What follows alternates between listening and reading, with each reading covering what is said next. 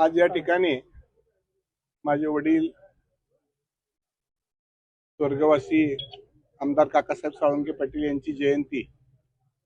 या जयंतीच्या निमित्तानं काही उपक्रम आपल्या ह्या दुष्काळग्रस्त जनतेसाठी त्यांनी त्यांच्या आयुष्यामध्ये काही ध्येय धोरणं ठरवली होती।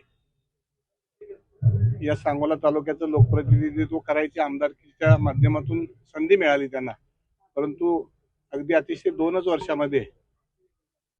आपल्या तालुक्याच्या व्यथा विधानसभेमध्ये मांडत असतानाच आकस्मिकपणानं त्यांचं निधन झालं आणि त्याच्यानंतर माझी आई काकी यांनी या सांगोला तालुक्याची आणि कार्यकर्त्याची धुरा सांभाळली। त्यांना जो अपेक्षित असलेला सांगोला तालुका आहे त्या दृष्टिकोनातून मी लोकप्रतिनिधी म्हणून काम केलं। तालुक्यातल्या सगळ्याच जनतेनं, सगळ्याच पक्षाच्या मंडळींनी, सगळ्या जाती धर्माच्या मंडळींनी आमच्या कुटुंबाला आजपर्यंत भरभरून प्रेम आणि सहकार्य केलेलंच आहे। गोर गरीब उपेक्षित जनतेसाठी जे काही करता येईल तो करण्याचा मी सातत्यानं या ठिकाणी प्रयत्न केलेला आहे। ही स्मारक या ठिकाणी स्मारकाची जी प्रेरणा आहे हे या ठिकाणी माझे सहकारी बाळासाहेब एरंडे आहेत, ते अनेक वर्षापासूनचे माझे मित्र आहेत।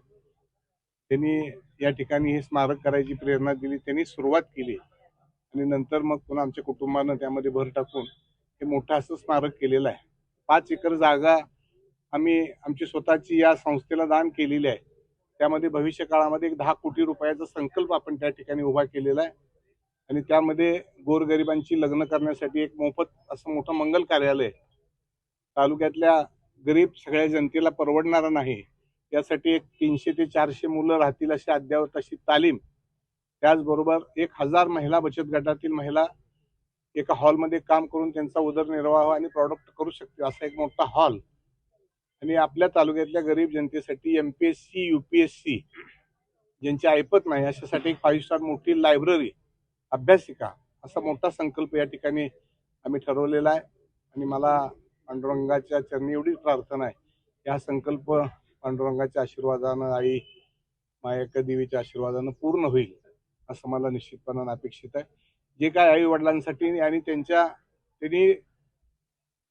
तालुक्याविषयी धरलेलं जे ध्येय धोरण आहे व त्यांच्या अपेक्षित मधला सांगोला तालुका हा घडवण्यासाठी सत्ता असो नसो, भविष्य काळामध्ये पद येऊ न येऊ, हे आमची अखंड सेवा, आम्ही 4ही भाऊ, माझे दादा असतील, चारुताई असतील, जया असेल,